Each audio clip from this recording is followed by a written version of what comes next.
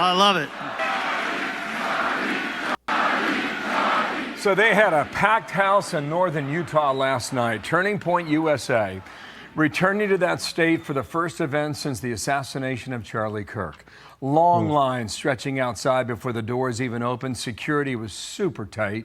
Thousands packed the Utah State University Stadium. TPUSA contributor Alex Clark, speaking on the reach of Charlie's legacy. This is the biggest crowd Turning Point USA has ever pulled on a tour. We are witnessing the most powerful conservative youth movement in the history of America. I love you too. We're a family, aren't we? I'm not here to eulogize Charlie Kirk. I am here to pass the torch on to every single one of you. Tonight, each of us certainly feels the weight of this loss. But what we don't do, what we refuse to do, is bow to despair. Charlie Kirk did not spend his too short 31 years on this earth building a global movement so that it could all fall apart and we could cry over its ashes. He was building something that would outlast him. Jason Chaffetz was there last night. He was on the panel. We'll get his observations in a moment, but first the reporting. Spanish Fork, Utah, and Matt Finn is there. Hey, Matt, good morning. Hi, Bill. Charlie Kirk was assassinated here in Utah 3 weeks ago today, and shortly after, his widow said that Charlie's signature speech and debate would not stop on campuses, and last night, Turning Point's tour returned to Utah for the first time.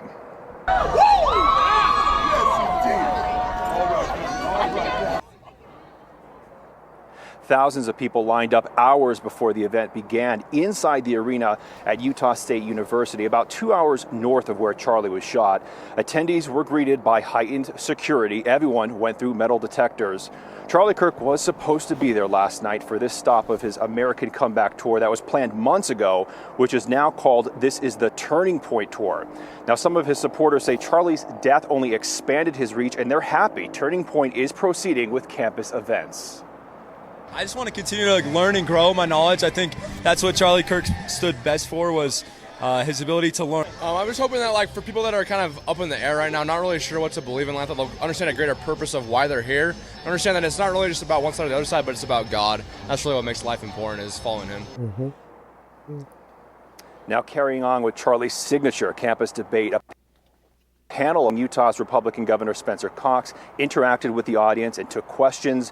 Governor Cox touched on people like Charlie's shooter who apparently justified extreme violence based just off speech. Because someone said something that you don't like, that's violence towards me, which then justifies me being violent towards this person for speaking. And that's exactly what happened in this case. And that is a destructive mind virus in our society today. Right. A few hours before last night's event, students were evacuated from one building on campus over a suspicious package. A bomb squad detonated the package that was deemed a non-explosive. And moving forward, Turning Point says it's not going to do outdoor events on campuses, at least for now, after Charlie was shot here from a roof.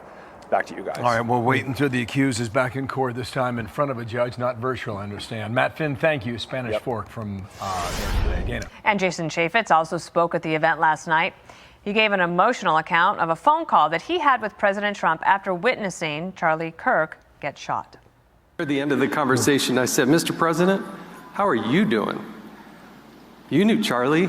He said, "Yeah, this one really hurts." He said, "I don't know that I would be the President of the United States without Charlie Kirk." That's true. I really don't know. I know that Charlie was such a good friend, so inspirational, and did more for people under the age of 30 than anybody I've ever seen in our lifetime, and I hope that continues. It's so exhilarating to see so many people here. Just grab hold of that mantle and keep going. Don't ever slow down. And the Fox News contributor joins us now, Jason Chaffetz. We're 3 weeks from that day, and I'm wondering, since you were there, you witnessed it, you were with your family, and having that chance to be with the crowd last night, nearly 6,000 in attendance last night, according to Andrew Colvett. He put that on X last night, saying that was like the biggest event. The lines were forming hours before. I'm sure that might not be a surprise to you, but I wonder about your observations since then. Well, it's not even an election year. I've never seen so many people under the age of 30 fired up and engaged and involved with politics. And when we talked about religion and faith and family and love of country, they cheered. I mean, that's so refreshing. That's something that Charlie was bringing out of the young people. And I tell you, that crowd was probably 90+% under the age of 30. And they're fired up. They were excited, and it fires you up too. It was very exhilarating. It could have gone on for hours more, but it was really neat to see. It was really great for the community and inspirational. It's a great school. I was going to say my dad actually did a graduate work there at Utah State, and Logan is a great town. Yeah, good stuff there, Jason. You said last night when speech becomes violent, these people need to be arrested. And I want to play you a clip from Joe Rogan's podcast. He kind of went off. This was yesterday with Rogan. The fact that people were cheering when he died, normal people, housewives, moms, like people working at banks, people working at various industries. It's insane. Celebrating a man getting shot in front of his kids, in the front of the whole world. That's like, evil. What the is wrong with us? It's Most insane. people recognize, like, hey, collectively, as a society, this is not right. It just got shot in front of the whole world. It's not a thing to celebrate ever. So, right. You said it was violent. Did you find that those in attendance last night felt like Joe Rogan felt, or were they talking about it that way? Yeah, I think if Joe Rogan had said that right there, everybody would cheer, because it's exactly right. Everybody's seen vile talk and aggressive talk online. I mean, social media is omnipresent.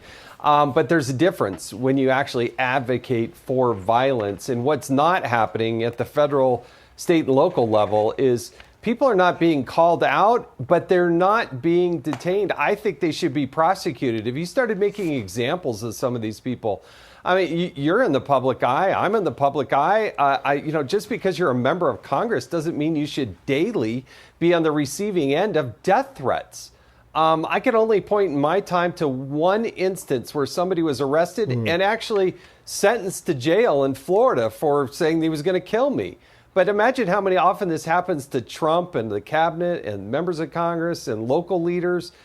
It needs to stop, and there needs to be a more aggressive posture in enforcing that law. That steps over the line. Jason, can I ask you about this? Because the Anti-Defamation League retired the extremist group glossary that included Turning Point USA. We have the headline here. Anti-Defamation League retires glossary of extremist groups after backlash for including Turning Point USA. They had said that he promoted Christian nationalism, and now that phrase is not there any longer. Yeah, well, you know what? Charlie proudly wore on his sleeve, and I think the 6,000 people that were there last night in northern Utah, they believe in Jesus Christ. They believe in Christian values. And you don't have to be a Christian. You can be Jewish. You can be you can be a Buddhist, for goodness sake. But if you believe in something as opposed to nihilism, which is affecting the left, then you're actually that's actually productive, I think, for the country. Charlie referred to it as your journey of faith. And we're all going through that at some degree. But the people that have nihilism, that don't believe in anything, those are the people that we really need to worry about. Thanks, Jason. Thanks for being there last night and sharing your reaction with us today. Nice. Watching this coverage of Turning Point USA's return to Utah Valley University is both striking and deeply emotional. There is a palpable mix of mourning, resilience, and ideological fervor throughout the event. The narrative frames Charlie Kirk not just as a conservative youth leader, but as a symbol of a movement that transcends his personal presence. His legacy now feels almost mythic to attendees. The sheer scale of the turnout, nearly 6,000 young people, most under 30, is a testament to the organizational power of TPUSA and the emotional impact of Kirk's assassination. Security measures underscore how high the stakes have become. The heavy presence of law enforcement, metal detectors, and bomb squad inventions highlight the real threat of violence and the lingering trauma from what happened just 3 weeks ago. There is a sense of vigilance and a somber acknowledgement that campus safety has become a critical concern for public events, even as organizers push to carry on CAC's mission. The speeches and panel discussions lean heavily on the rhetoric of inspiration, legacy, and moral purpose. Statements like, "We refuse to bow to despair," and "This is a movement that will outlast aim," signal a conscious effort to transform tragedy into a call to action. CAC's followers are being mobilized emotionally, spiritually, and politically, with a focus on faith, personal responsibility, and civic engagement. There is a strong emphasis on Christian values, though speakers acknowledge diversity in belief systems, framing this as a contrast to nihilism and moral disengagement. The commentary around violent speech is particularly significant. Jason Chaffetz's remarks about the need for accountability when words incite violence reflect a broader concern about the intersection of political rhetoric, social media, and real-world consequences. His point that federal, state, and local authorities are not doing enough to enforce consequences for threats highlights a tension between free speech and public safety, an issue that is likely to dominate political discourse going forward. Additionally, the discussion of the Anti-Defamation League retiring its extremist group glossary, which previously included Turning Point USA, adds another layer. This development can be seen as a validation of TPUSA's influence and reach, further fueling the narrative of external opposition being overcome and the movement's legitimacy being affirmed. Ultimately, the video frames the Utah event as a turning point, pun intended, for conservative youth activism. It's a public demonstration of grief turned into momentum. The combination of personal stories, organizational strategy, religious framing, and safety awareness paints a complex picture of a movement that is emotionally charged, politically engaged, and culturally significant. Whether one agrees with the ideology or not, the event underscores how charismatic leadership, tragedy, and shared identity can rapidly galvanize a community. And my takeaway is clear.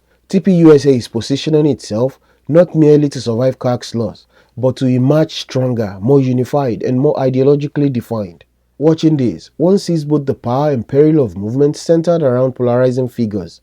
Charisma and martyrdom become catalysts for engagement, but also magnify societal tensions and highlight ongoing challenges around safety, discourse, and political polarization.